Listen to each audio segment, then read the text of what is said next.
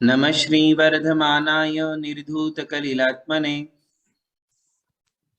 सालोकानां त्रिलोकानां यद्विद्यादर्पणायते श्रीमत्परमगम्भीर साद्वादामोघलाञ्छनम् जीयात्रैलोक्यनाथस्य शासनं जिनशासनम्। पंच परमेष्ठी भगवान की जय। नमोकार महामंत्र की जय। वर्तमान जिन शासन नायक श्री महावीर भगवान की जय। परम पूज्य आचार्य श्री शांति सागर जी महाराज की जय। परम पूज्य आचार्य गुरुवर प्रज्ञा श्रमण श्री देवनंदी जी महाराज की जय। श्रीमद् जैन धर्म की जय। जय बोलिए परम पूज्य भव्य प्रबोधमान मुनि श्री अमोक कीर्ति जी महाराज की जय। जय। नमोस्तु नमोस्तु नमोस्तु महाराज।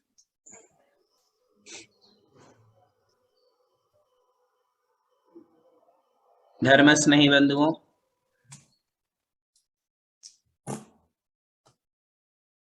जैन शासन में यक्ष और यक्षियों का क्या स्थान है, उनका क्या महत्व है, उनकी स्थापनाएं, उनके मंदिर और अभिषेक आदि के विषय में हमारी चर्चा हुई थी। आज हम इस विषय को थोड़ा अलग तरीके से समझें कि यक्ष और यक्षियों की पूज्यता का आधार क्या है। कैसे ये पूजनीय हो जाते हैं। पिछली बार श्री रत्नकरंडक श्रावकाचार्य जी की कारिका और टीका के माध्यम से आपको समझाया था कि वे शासनासक्त देव हैं। जैन शासन में उनकी अटूट आसक्ति, भक्ति और शासन रक्षक के रूप में वे शासन के भक्तों की सुरक्षा के लिए निरत रहते हैं। इसलिए उनके ये गुण देख करके सम्यक दृष्टि जीव भी उनके विषय में आदर और पूजा सम्मान के भाव लेकर के चलते हैं। हमारे यहाँ जो लोग शासन देवी देवताओं की मान्यता नहीं रखते यानी देखिए बहुत सारे अलग अलग प्रकार हैं। कुछ लोग ऐसे हैं जिनकी ये मान्यता है कि मंदिर में इनकी वेदी होनी ही नहीं चाहिए, मंदिर में इनकी प्रतिमा होनी ही नहीं चाहिए, कोई आवश्यक नहीं। कुछ ऐसे लोग हैं जिनका ये मानना है कि मंदिर जी में इनकी वेदी होवे, प्रतिमा होवे, कोई बाधा नहीं, किंतु उनका अभिषेक एवं उनकी पूजन नहीं करना चाहिए, उन्हें केवल हाथ जोड़ना चाहिए।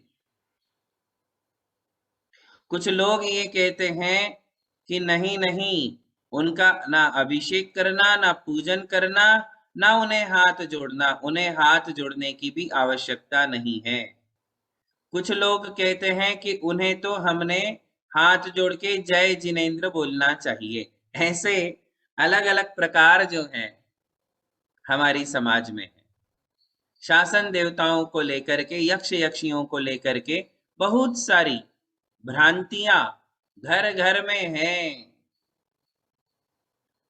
जो लोग ऐसे ही माहौल में बड़े हुए हैं जहां शासन देवी देवताओं की हमेशा से उपेक्षा की जा रही है, उपेक्षा होती आ रही है, उन सब बच्चों में वे सब जो लोग हैं जो उसी माहौल में बड़े हुए हैं, उनके मन में भी यक्ष और यक्षियों के प्रति किंचित मात्र भी आदर सम्मान देखने को नहीं मिलता।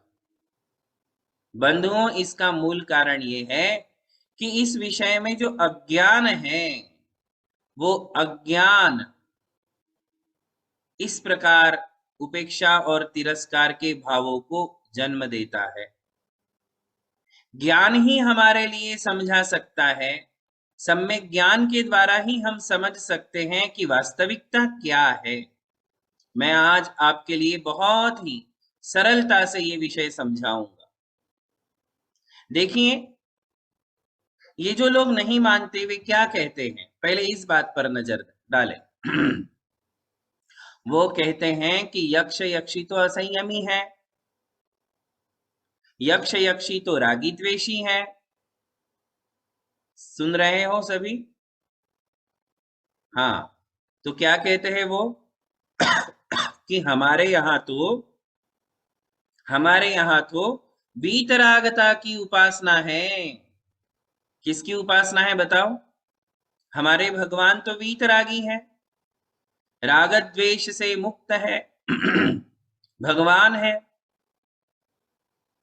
तो हम तो वीतरागता की उपासना करते हैं। जिनके अंदर राग द्वेष है, असंयम है, उनका तो चौथा गुण स्थान है। कौन सा गुण स्थान? कभी गुणस्थान के बारे में सुना है क्या? गुणस्थान नाम सुना है क्या? सुना है ना? आगे हम गुणस्थान प्रकरण भी आपको समझाएंगे, किंतु अभी वो बारी नहीं आई है, अभी वो स्टेज नहीं आई है। जब वो स्टेज पे आप पहुंच जाओगे तब आपके लिए गुणस्थान भी समझाएंगे। हमारे यहाँ 14 गुणस्थान होते हैं। कितने? 14। और ये गुणस्थान कहाँ है बताओ? कौन बताएगा? ये गुणस्थान कौन से देश में, कौन से स्टेट में है? कौन से देश में है, कौन से स्टेट में है, कौन से तीर्थ क्षेत्र पर ये गुणस्थान बने हुए हैं?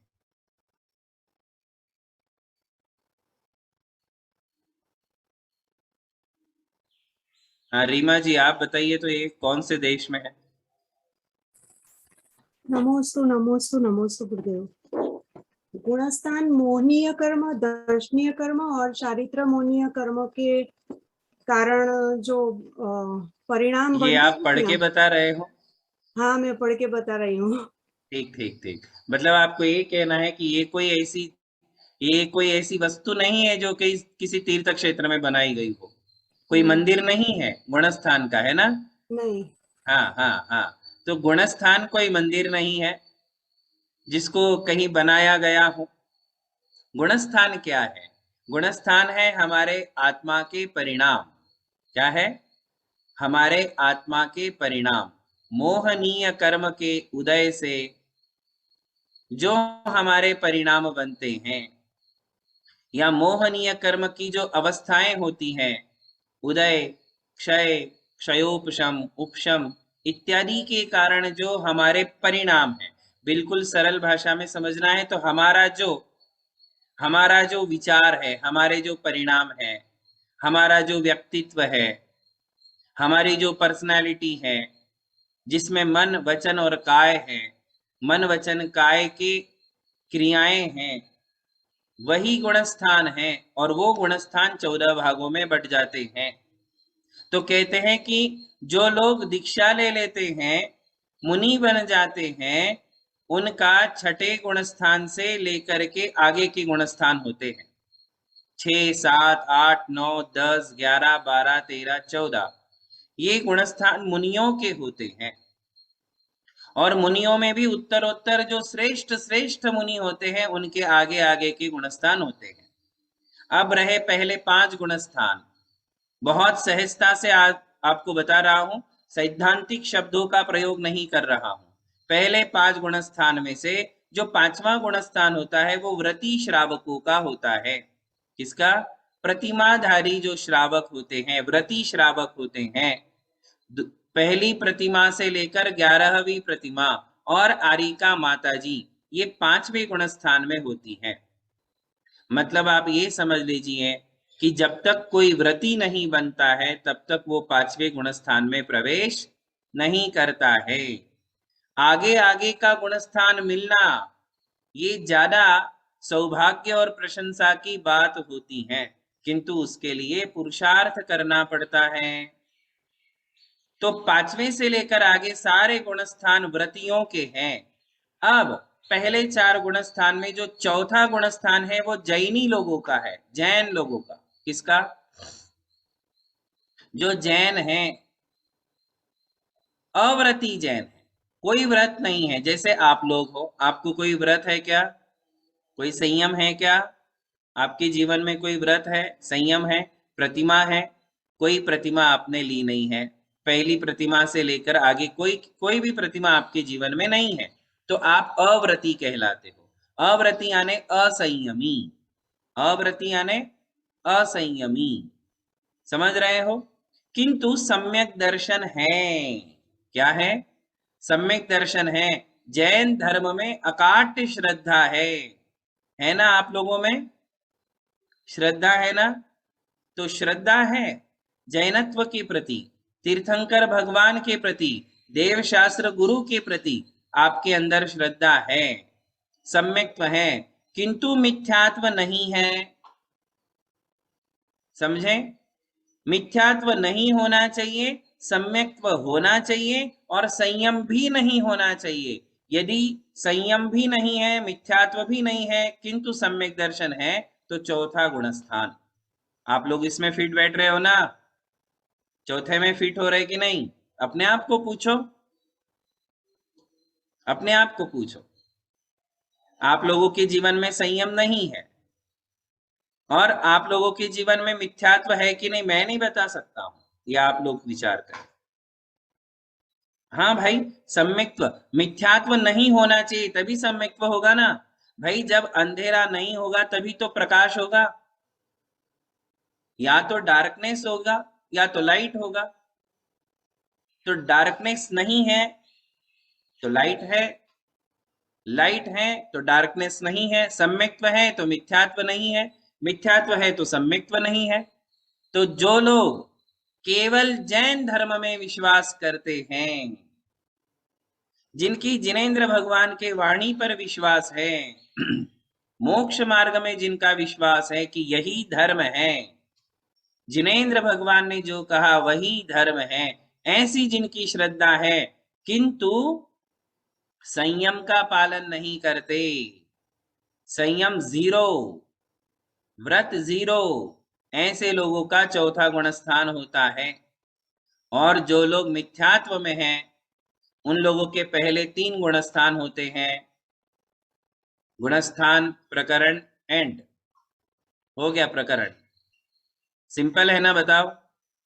पहले से 4 गुणस्थान तक असंयमी होते हैं और 5वें गुणस्थान से लेकर आगे सब संयमी होते हैं, किंतु पहले से 3रे गुणस्थान तक मिथ्यात्व है, चौथे गुणस्थान में सम्यक्त्व है।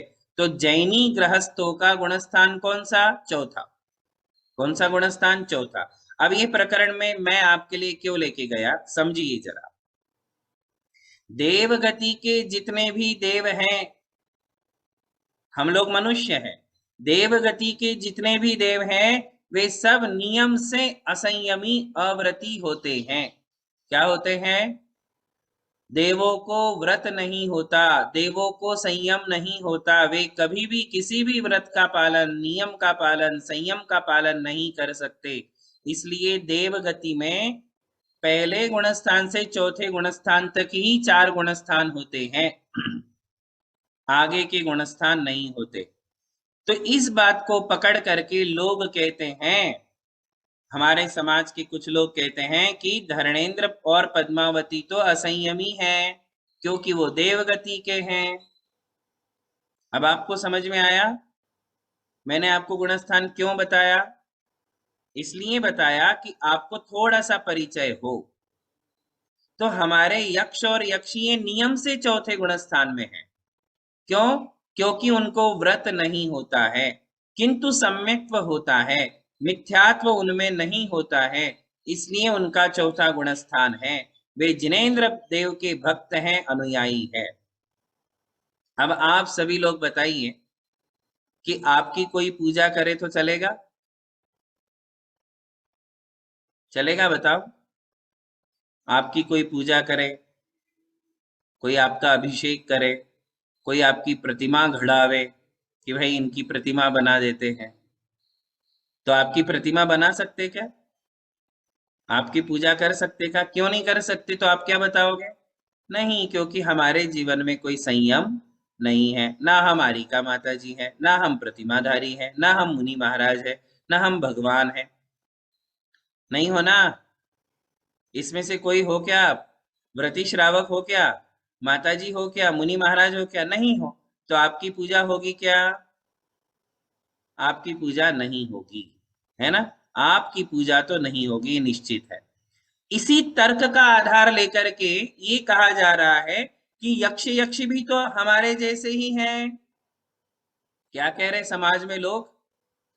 हमारे समाज का एक वर्ग, एक पक्ष क्या कह रहा है कि भाई हमारे जैसे ही तो यक्ष यक्षी हैं, वो भी हस्बैंड और वाइफ है, ऐसा बोलते हैं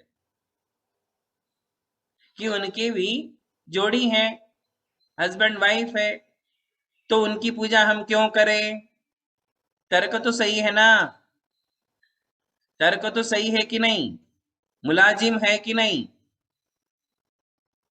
तर्क सही है कि वो भी हमारे समान पति पत्नी है, उनका भी चौथा गुण स्थान है, उनमें भी राग द्वेष है, उनमें भी संयम नहीं है, तो फिर हम उनकी पूजा क्यों करें?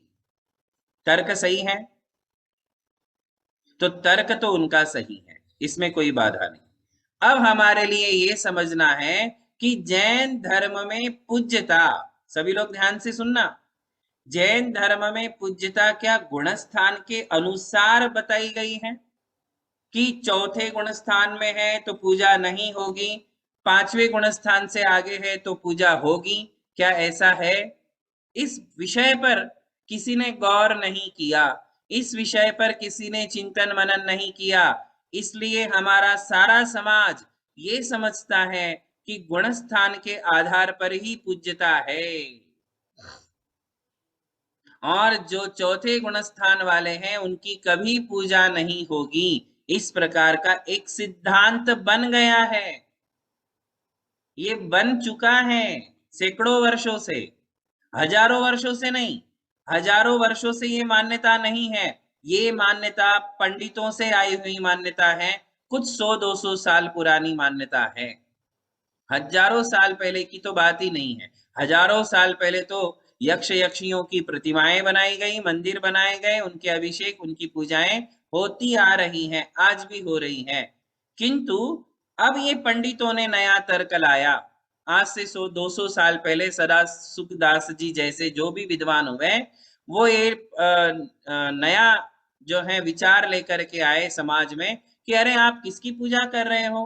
क्या समझाया उन्होंने आपके घर में आकर के, आपके मंदिरों में आकर के क्या समझाया? अरे आप लोग मूर्ख हो, आप लोग अज्ञानी हो, आप किसकी पूजा कर रहे हो? धर्मेंद्र और पद्मावती कोई पूजा के योग्य हैं? वो तो असंयमी हैं, आपके जैसे ही हैं, पति पत्नी हैं, इत्यादि शब्दों का, रागी द्वेषी हैं, असंयमी है, ऐसे शब्दों का प्रयोग करके, और कुछ तो ऐसे शब्दों का प्रयोग किया जो हम और आप अपने मुंह से बोल भी नहीं सकते हैं, क्योंकि सभ्यता की एक लाइन होती है, एक लेवल होता है। सभ्य व्यक्ति ऐसे शब्द नहीं बोल सकते हैं, उच्चारण भी नहीं कर सकते। ऐसे शब्दों से उनकी उपेक्षा और तिरस्कार किया गया, और फिर उन्हीं विचारों को लेकर के इतनी कट्टरता आई कि कट्टरपंथियों ने हजारों साल पुरानी जो मूर्तियां मंदिरों में थी वो वहां से उठवा करके नदियों में डाल दी, कुएं में फेंक दी। ऐसे ऐसे भी नजारे हमारी समाज में हुए हैं। हो सकता है आप में से कईयों को पता नहीं है और अभी पता हो रहा है, किंतु पता होना जरूरी है ना? क्योंकि ये सब ज्ञान नहीं होगा तो आप आगे जाकर के कहीं भी कोई भी आपको भटका सकता है। धर्म स्नेही बंधुओं, पुनः इस विषय पर विचार करें कि क्या जैन धर्म में गुणस्थान पूजनीय है? गुणस्थानों से पूजनीयता आती है? तो हम इस पर विचार करते हैं। अब एक एक चीज मैं आपको बताता हूं, फिर आप मुझे बताना। देखिए, सरलता से अब इस विषय को समझें। आपको पता है नव देवताओं में हम जिन चैत्य के बाद जिन चैत्यालय की पूजा करते हैं, करते हैं ना। अरहंत सिद्धाचार्य पाठक साधु त्रिभुवन वंद है, जिन धर्म जिन आगम जिनेश्वर मूर्ति जिन गृह वंद है। जिन गृह क्या कहा? नौवा देवता, 9th नंबर का देवता कौन सा है? जिन गृह कहते हैं। जिन मंदिर कहो, जिन गृह कहो, जिन चैत्यालय कहो, ये 9वें नंबर का देवता है कि नहीं? है ना। अब जब हम अलग अलग पूजा करते हैं तो 9वें नंबर की देवता की भी पूजा करेंगे। और पूजा में हम क्या करते हैं? कृत्या कृत्रिम चारु चैत्य निलयान नित्यम त्रिलोकी गतान। तीनों लोक के जितने जिनालय हैं मैं उन सबको प्रणाम करता हूं। नित्यम नमो जगति सर्व जिनालयेभ्य। मेरे गांव में तो एक ही मंदिर है, किंतु मैं इस जगत में जितने जिन मंदिर हैं उन सबको प्रणाम करता हूं। करते हो या नहीं आप बताओ? इस विषय में कोई दुविधा है किसी को? किसी को भी नहीं है। आप में से किसी को नहीं है। आपको तो छोड़ो, जो लोग यक्ष यक्षियों के विरोधी हैं वे लोग भी जिन मंदिर को पूजते हैं जो 9वें नंबर का देवता है, ऐसे जिनालय को पूजने वाले हमारी समाज में सभी हैं। किसी को भी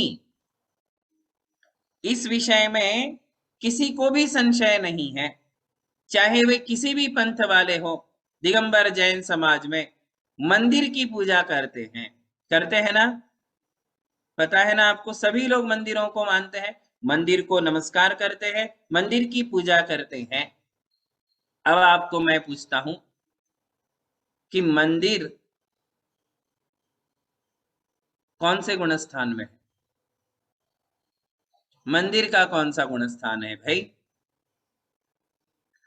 मंदिर जीव है कि अजीव, पहले ये बताइए।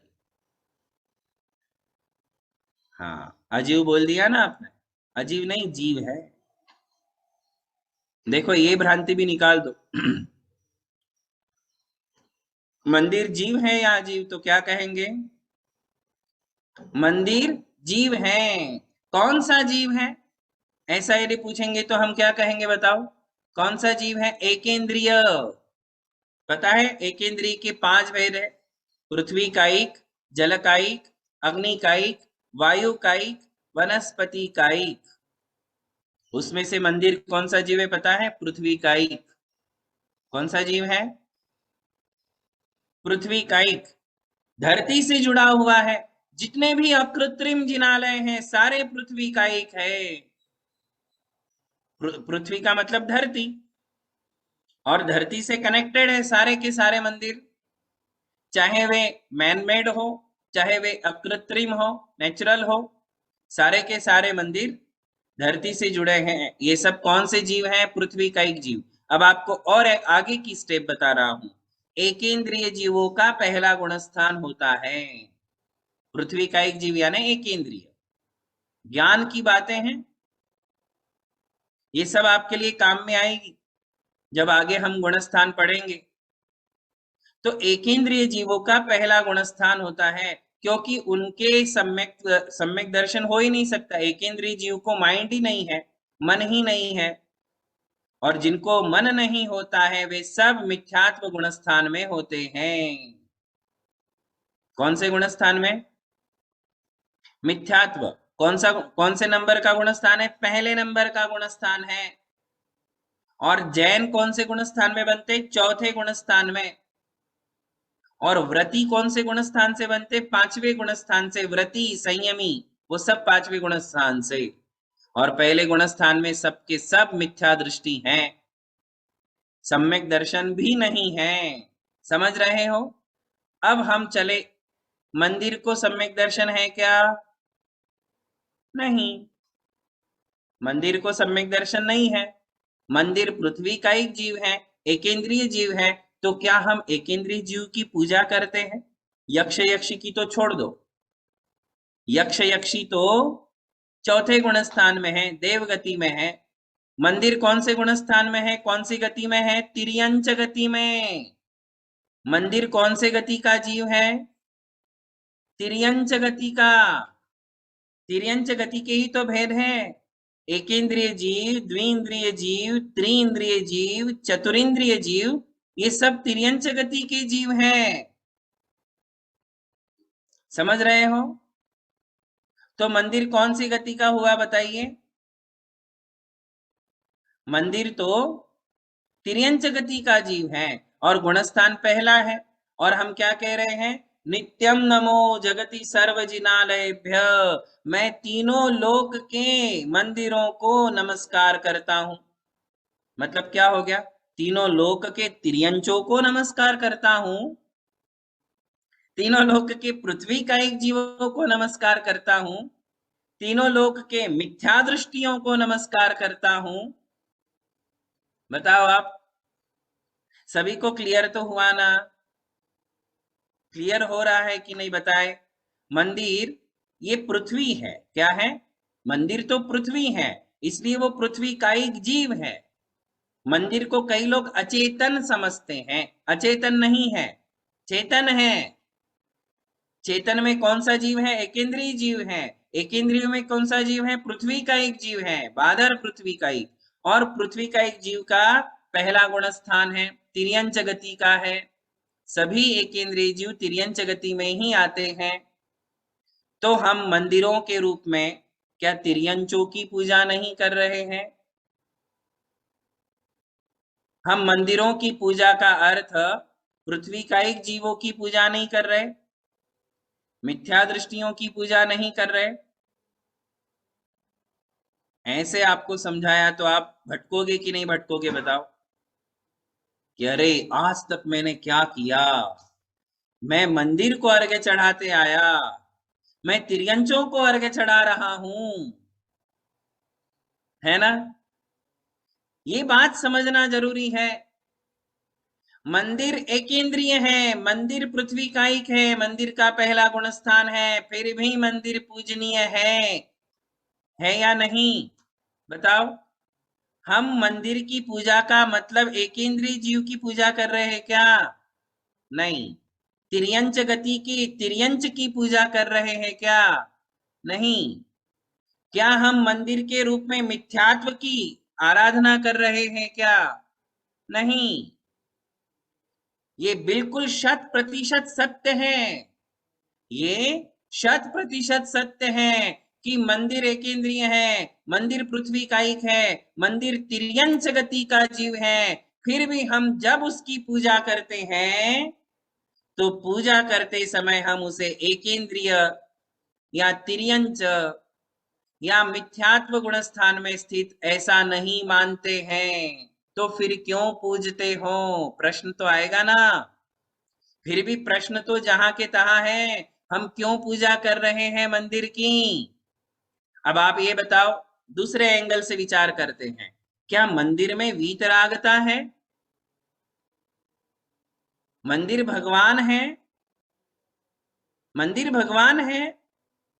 अरे भाई, भगवान तो सर्वज्ञ होते हैं, भगवान तो 18 दोषों से रहित होते हैं, भगवान तो केवल ज्ञानी होते हैं, भगवान तो समौ शरण में विराजते हैं। मंदिर तो एकेंद्रीय है, एकेंद्रीय जीव में वीतरागता कहां से आएगी? मंदिर में वीतरागता हो सकती है क्या? बताओ। बिल्कुल नहीं।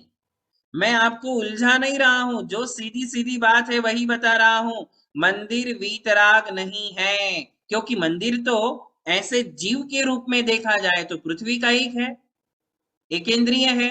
और एकेंद्रीय जीव को कहाँ वीतराग? आप तो हमारे सामने बैठे हो, अभी हम लोग जो एक दूसरे से चर्चा कर रहे हैं, आप भी पंचेंद्रिय, हम भी पंचेंद्रिय, आप भी मनुष्य, हम भी मनुष्य, अभी तक तो हम वीतरागी नहीं हुए, तो तिर्यंच कहां से वीतरागी हो जाएगा? वीतरागी कौन बनते? जो मुनि दीक्षा लेते हैं, कठिन तपस्या करते हैं, ध्यान करते हैं बाहुबली भगवान जैसा, और फिर केवल ज्ञान प्राप्त करते हैं, वो वीतरागी कहलाते हैं ना। जो 18 दोषों से रहित थे वह वीतरागी है ना। तो मंदिर तो तिर्यंच गति का जीव है, पृथ्वी का एक जीव है, वो कहां से वीतरागी होगा? इसका अर्थ क्या हुआ? मंदिर गुणवान नहीं है। समझ रहे हो? यदि देखा जाए तो मंदिर में कोई गुणवत्ता नहीं है, मंदिर को सम्यक दर्शन नहीं, मंदिर को सम्यक ज्ञान नहीं, मंदिर को सम्यक चारित्र नहीं, मंदिर में कोई तपस्या नाम का गुण नहीं, मंदिर में कोई ध्यान नाम का गुण नहीं, मंदिर में वीतरागता अथवा किसी भी प्रकार का कोई गुण नहीं है, एक भी गुण नहीं, गुण रहित है। यदि हम उसे जीव के रूप में देखते हैं तो वह गुण रहित है, उसमें एक भी गुण नहीं है। ध्यान में आई सभी को बात?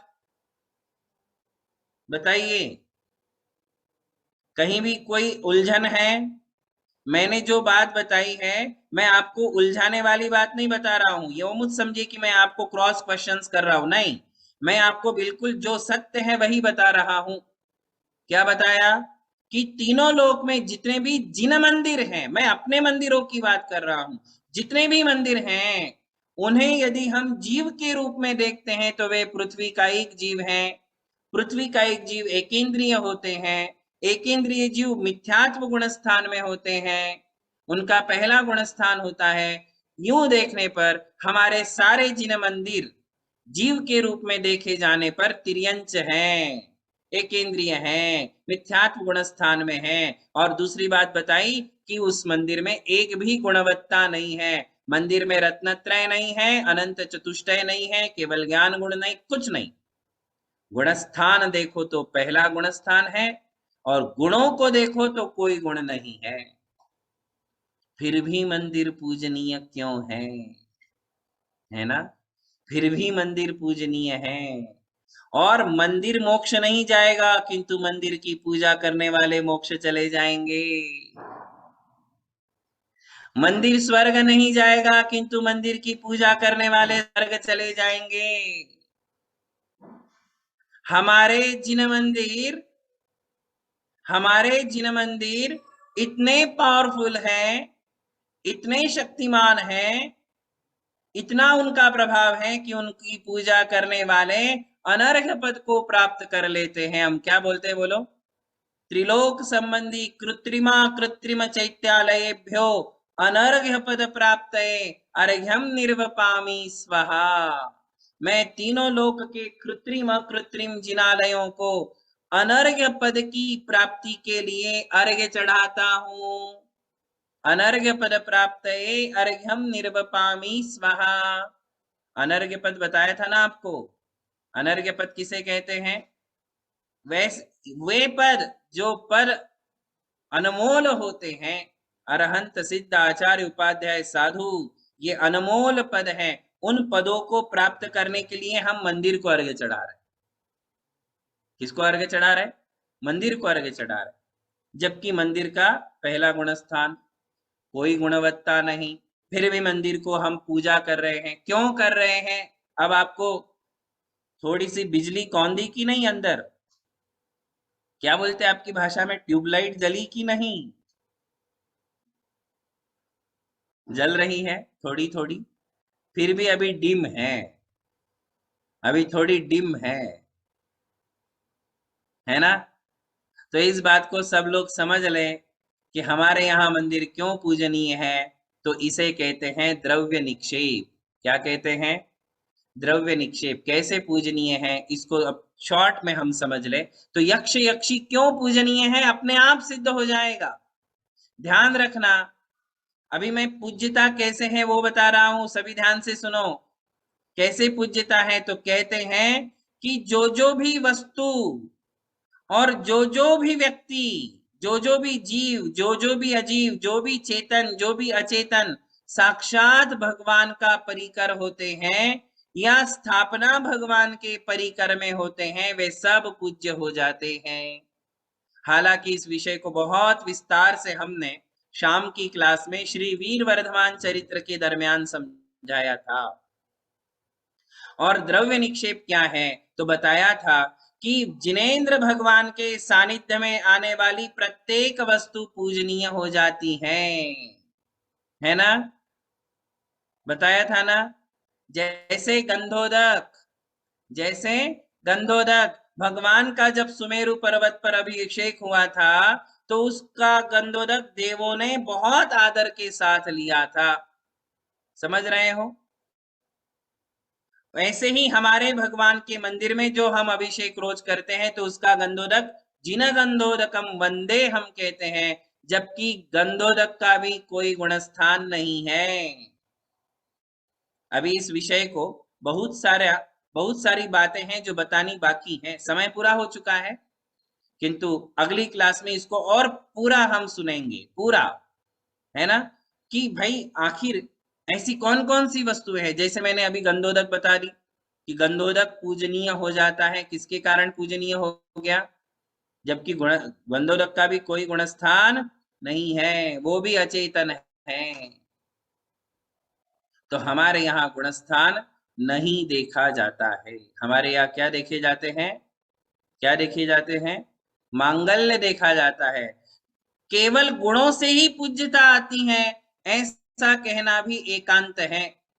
अब जो हम कहते हैं ना कि हम सिर्फ गुणवानों को पूजते हैं, देखिए भ्रांति कैसी है। जो लोग ये कहते हैं कि हम सिर्फ गुणवानों को पूजते हैं, तो प्रश्न आ जाएगा कि गंधोदक में कौन सा गुण है भाई, मंदिर में कौन सा गुण है भाई। तो हम सिर्फ गुणों की पूजा करते हैं ऐसा भी एकांत नहीं है।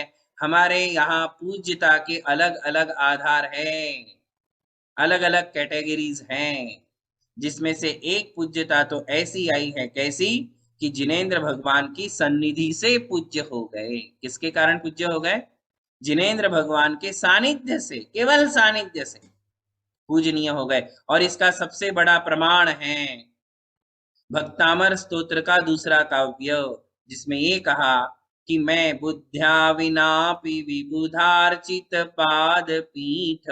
तीसरा काव्य है क्या, तीसरा काव्य है। क्या कहा, विबुधार्चित पाद पीठ। जिस चौकी के ऊपर भगवान के चरण रखे थे, वो चौकी भी पूजनीय हो गई। क्या हो गई, वह चौकी भी पूजनीय हो गई। क्यों, क्योंकि उस पर भगवान ने अपने चरण रखे। अब बताओ चौकी में कौन सा रत्नत्रय प्रकट हो गया, चौकी यानी पाटा, जिस पाटे पे हम भगवान को विराजमान किए चौकी पर, वो चौकी तो अचेतन है ना, अचेतन है ना। पाद पीठ लिखा है उसमें, पाद पीठ यानी ऐसी चौकी, पीठ जिस पर भगवान ने चरण रखे, वो कैसे पूजनीय हो गई भाई, केवल भगवान के चरण रख देने से। तो इस द्रव्य निक्षेप को अच्छे से समझना है। जो इस बात को समझ लेगा कि गंधोदक भी हमारे यहाँ पूज्य हो जाता है, चौकी भी पूजनीय हो जाती है, वहां जो प्रतिमा में यक्ष यक्षी है वो पूजनीय क्यों नहीं होंगे।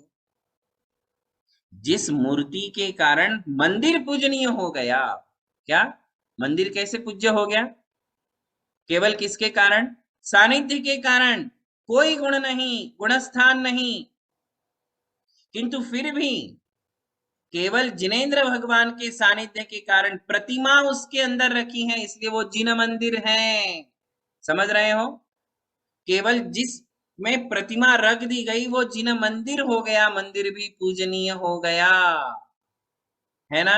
अब आप कह सकते हो कि नहीं, गुणस्थान पांचवा ही होना चाहिए, गुणस्थान छठा सातवां ही होना चाहिए, संयमी हो तो ही पूज्यता है, वीतरागी हो तो ही पूज्य है, ऐसा कह सकते क्या अभी आप बताओ। अब आप कहोगे कि हम केवल वीतरागता के पूजक है, हम केवल संयमियों को पूजते हैं, ऐसा कहोगे तो मंदिर को नौ देवताओं में से हटाना पड़ेगा, क्योंकि मंदिर ना वीतरागी है, ना संयमी है, ना सम्यक दृष्टि है, तीनों ही नहीं है। वीतरागता भी नहीं, वीतरागता भी नहीं, संयम भी नहीं, और सम्यक्त्व भी नहीं, फिर भी मंदिर पूजनीय है। इस बात को हमारे लिए समझना है। जो मंदिर की पूजनीयता को समझ लेगा, उसे यक्ष यक्षी कभी भी अपूज्य नजर नहीं आएंगे, यक्ष यक्षियों के प्रति कभी भी उसके मन में तिरस्कार के भाव नहीं जगेंगे। जो मंदिर को पूज्य समझ लेगा, मान लेगा कि क्यों पूजनीय है, उसको यक्ष यक्षियों की पूजा में भी किसी प्रकार का संदेह नहीं रहेगा। तो इस प्रकार आज मैंने बहुत अलग ढंग से आपके लिए ये बात समझाई है। हालांकि मुझे मूलाचार्य जी का प्रमाण आपके लिए दिखाना था, इसे हम अगली कक्षा में लेंगे। आज इतना ही। बोलिए महावीर भगवान की जय बोलिए परम पूज्य धर्म दिवाकर मुनि श्री अमोक कीर्ति जी महाराज की जय। जय। आज महाराज जी आपने कुल स्थान से पूजनीय नहीं है, लेकिन जितेंद्र भगवान के सानिध्य से यक्ष और यक्षी पूजनीय है। बहुत अच्छी तरह से अलग अलग उदाहरण देके आपने हम सबको समझाया। जय बोलिए आश्माक प्रभावक युगल मुनिराज की जय। नमोस्तु नमोस्तु नमोस्तु गुरुदेव। नमोस्तु सभी को नमोस्तु आशीर्वाद है। गुरुदेव।